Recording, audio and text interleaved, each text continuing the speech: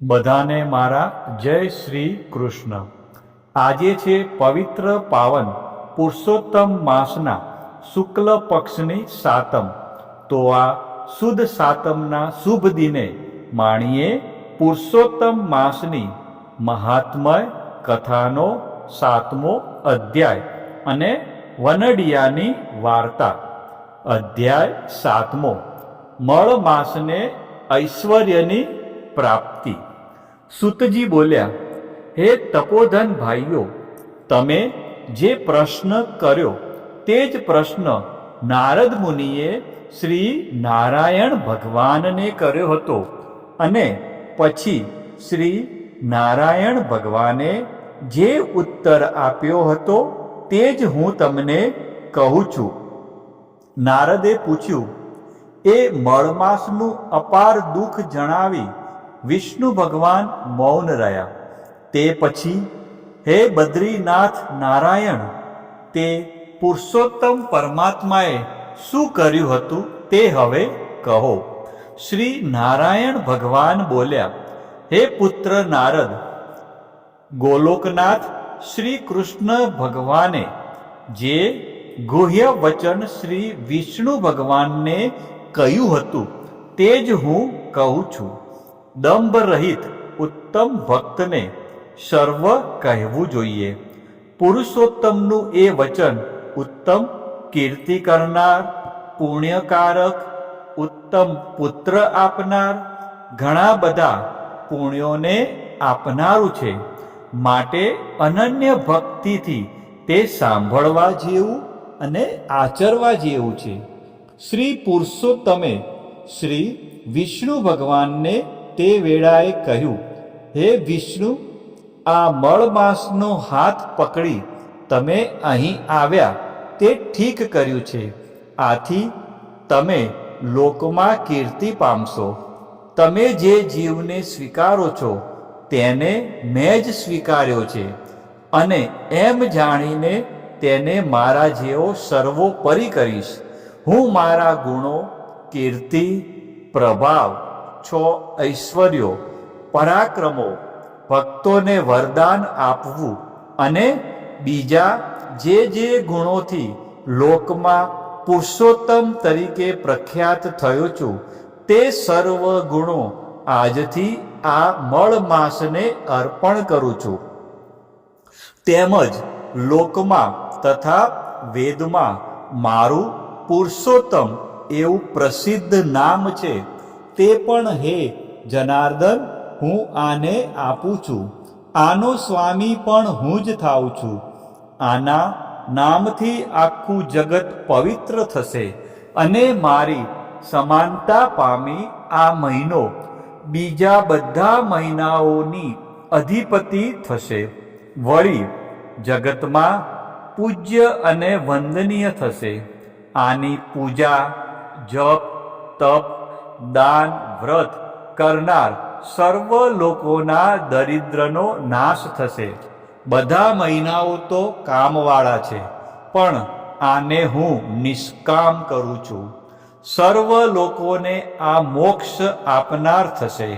મહાભાગ્યશાળી સંન્યાસીઓ, બ્રહ્મચારીઓ તથા બીજા મહાત્માઓ જેને માટે આહાર રહિત તપસ્યા કરે છે, દ્રઢ વ્રતો કરે છે, ફળ, પાંદડા તથા વાયુનો જ આહાર કરે છે, કામ ક્રોધ ત્યાગી જીતેન્દ્રિય બની ચોમાસામાં પણ વગડામાં રહી ટાઢ તડકો સહન કરે છે, તો પણ હે ગરુડ ધ્વજ, તેઓ મારા અવિનાશી પદને પામતા નથી। પરંતુ જેઓ આ પુરુષોત્તમ માસની ભક્તિ કરશે, તેના પૂજા વ્રત કરશે, તેઓ તો માત્ર એક જ મહિનામાં ઘડપણ તથા મરણથી રહિત તે પરમપદને અનાયાસે પ્રાપ્ત કરશે। એવો મનુષ્ય મારી પાસે આવ્યા પછી જન્મ, મરણ, ભય આદિ વ્યાધિ તથા ઘડપણથી ઘેરાયેલા સંસારને ફરી કદી પામતો જ નથી। આવું વેદ વચન સત્ય છે. આજથી આ મહિનાનો અધિપતિ હું થઉં છું અને હું જ પ્રતિષ્ઠા પમાડું છું અને આને પુરુષોત્તમ એવું મારું નામ પણ હું અર્પણ કરું છું.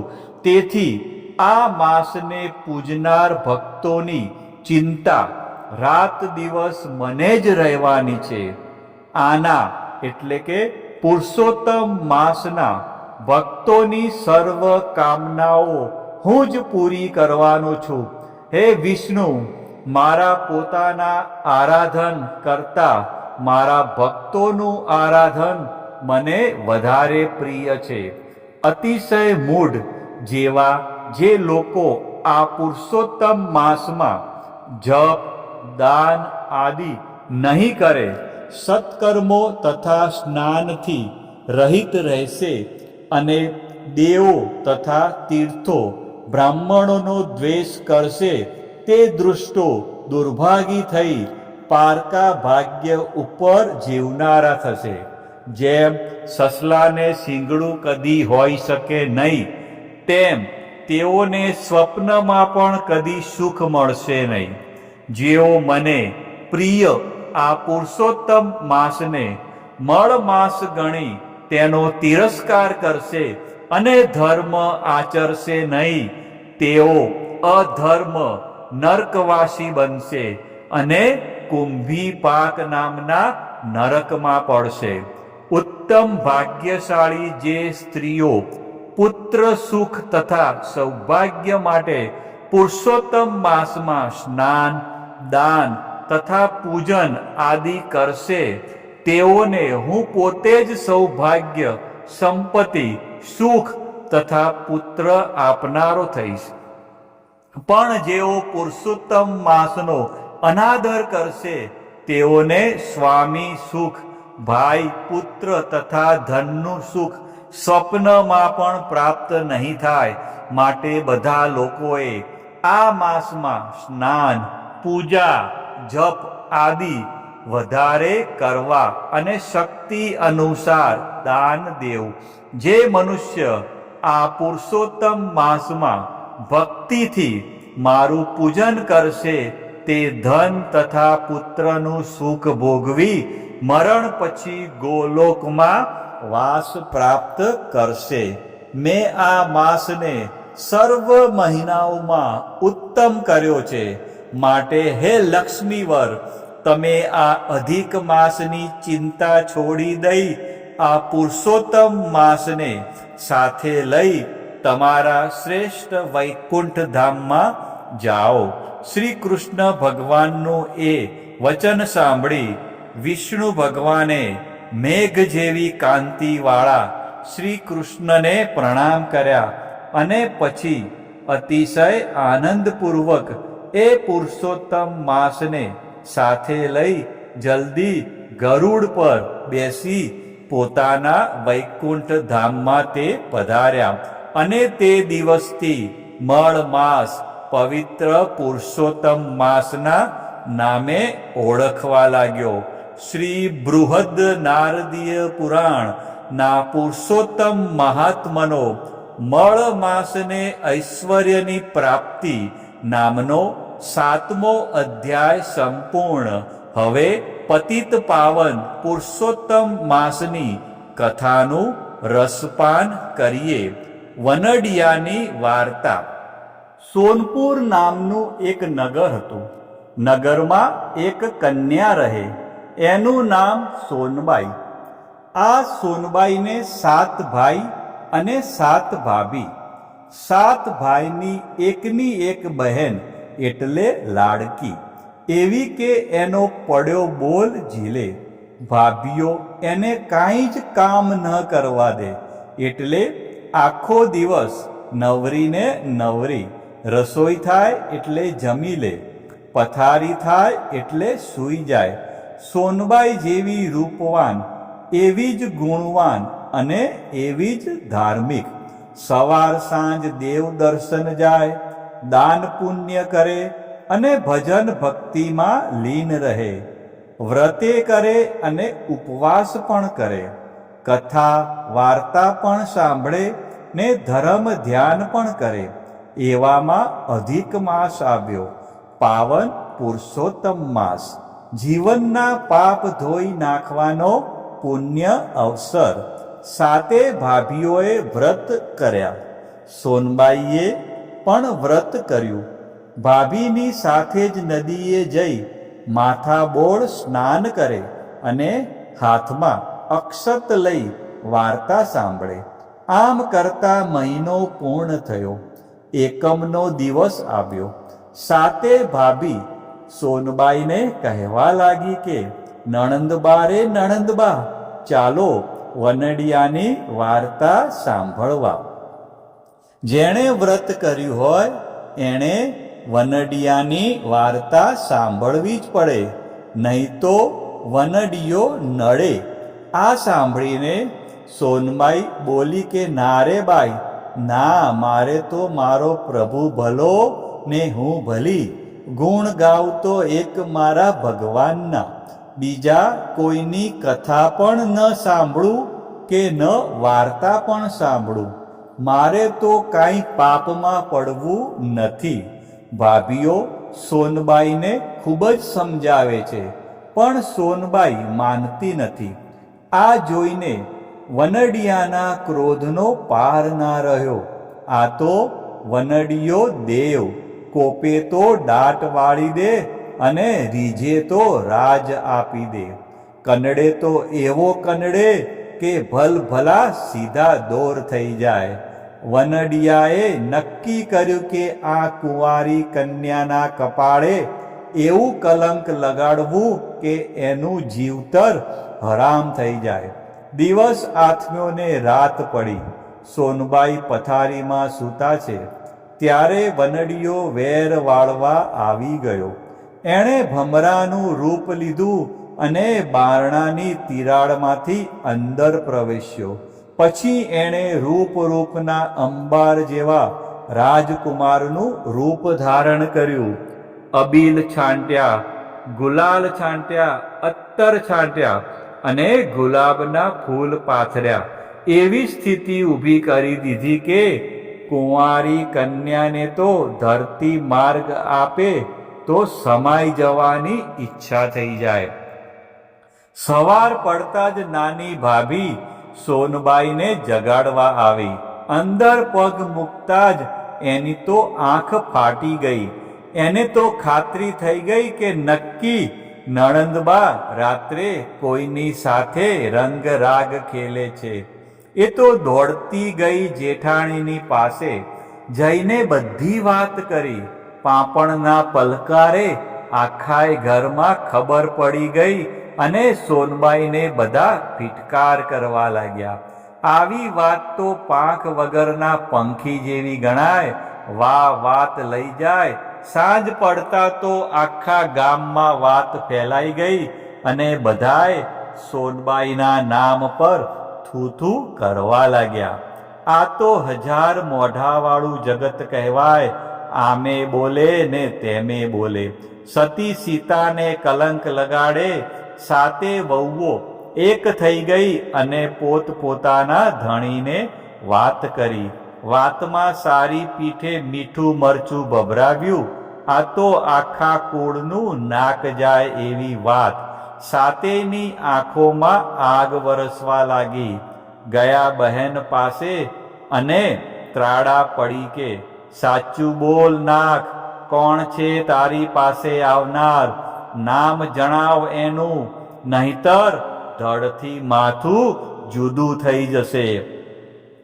બિચારી સોનબાઈ તો સાવ નિર્દોષ હતી. એણે માથે હાથ મૂકીને કહ્યું, મારા પ્રભુના સોગંધ, સપનામાંય મેં પુરુષનો વિચાર કર્યો હોય તો અત્યારે જ મારો જીવ નીકળી જાય. જો વિશ્વાસ ન આવતો હોય તો ખુશીથી મારું માથું ઉતારી લો. ભાઈઓ વિચાર કરવા લાગ્યા કે હવે શું કરવું. સાંભળેલી વાત પર વિશ્વાસ કરવો કે ન કરવો. ખાતરી કર્યા વગર બેનની હત્યા કરીએ તો નરકે જવું પડે. પહેલા વાતની ખાતરી તો કરવી જ પડે. સાતે ભાઈઓએ આખી રાત જાગીને ઉઘાડી તલવારે ચોકી કરવાનું નક્કી કર્યું. મધરાત થઈ. સાતે ભાઈઓ ઉઘાડી તલવારે આંટા મારે છે. અંદર સોનબાઈ ઘસઘસાટ ઊંઘે છે.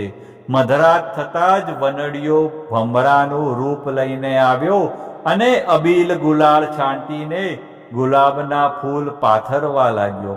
ગુલાબની મહેક આવતા જ સાતે ભાઈઓએ તિરાડમાંથી અંદર જોયું. રૂપાળા રાજકુંવરને જોતા જ પાટું મારીને બારણું તોડી નાખ્યું અને વનડિયા સામે તલવાર ઉગામીને પૂછવા લાગ્યા કે કોણ છે તું? માનવ છે કે દાનવ? ગંધર્વ છે કે કિન્નર? યક્ષ છે કે દેવ? જલ્દી બોલ, નહીતર તલવારના એક ઘાએ માથું જુદું કરી નાખીશ. આ સાંભળીને વનડિયો હસીને બોલ્યો કે મારું નામ વનડિયો દેવ.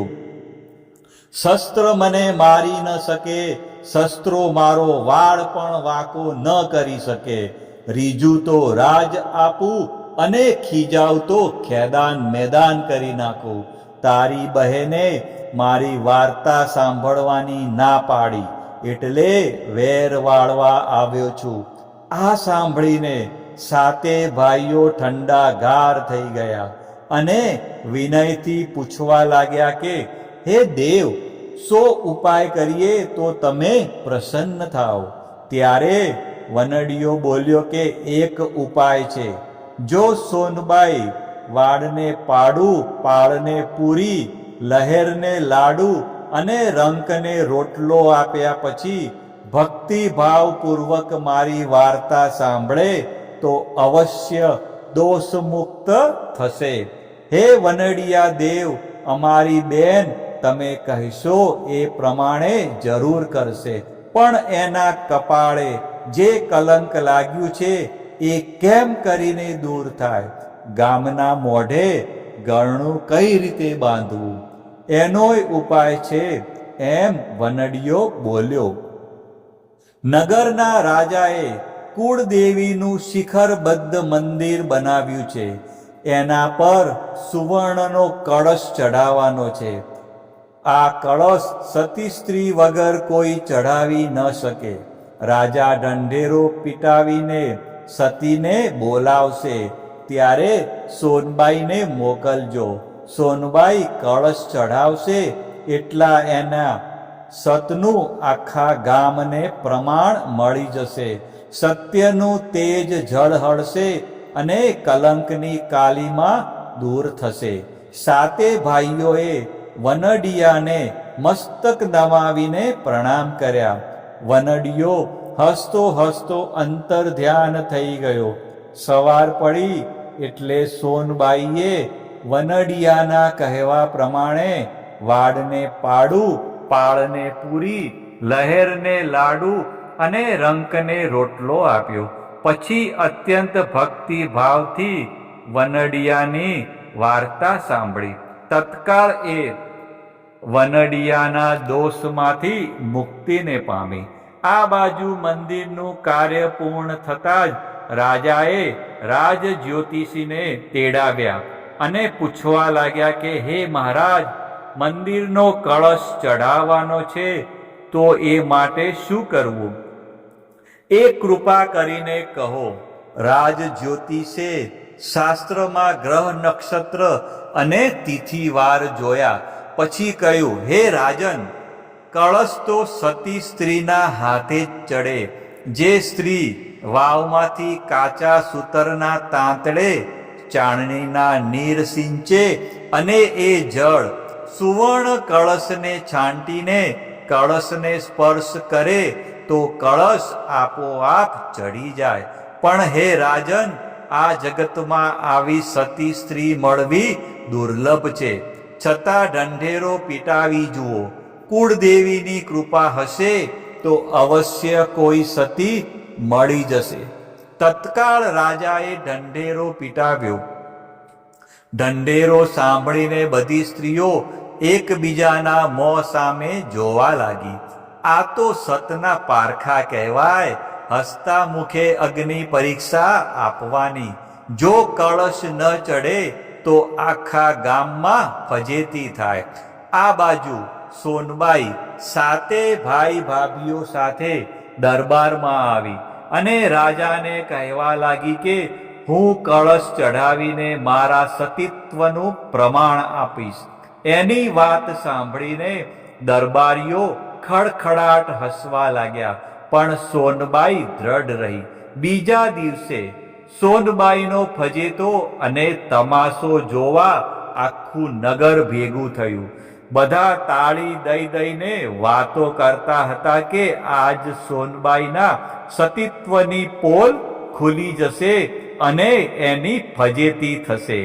સોનબાઈએ પ્રભુનું સ્મરણ કર્યું અને વનડિયા દેવનું નામ લઈને ચારણી સાથે કાચા સૂતરનો દોરો બાંધીને વાવમાં નાખી અને નીર સિંચવા લાગી. જોનાર તો અવાક થઈ ગયા. બધાની આંખો ફાટી ગઈ. સોનબાઈના સતીત્વનો જય જયકાર થવા લાગ્યો. સોનબાઈએ ચારણીમાંથી જળ લઈને કળશ પર છાંટ્યું અને જમણા હાથ વડે સ્પર્શ કર્યો. તત્કાળ કળશ સડસડાટ કરતો શિખર ઉપર ચડી ગયો. આખું નગર સોનબાઈના ગુણગાન ગાવા લાગ્યું. સત્યનો જય જયકાર થવા લાગ્યો. સોનબાઈ સાતે ભાભીઓ સાથે મળીને ગાવા લાગી. હે વનડિયા દેવ, તમે જેવા સોનબાઈને ફળ્યા એવા તમારી વાર્તા સાંભળનાર સૌને ફળજો. જય વનડિયા દેવ. બોલો શ્રી પુરુષોત્તમ ભગવાનની જય.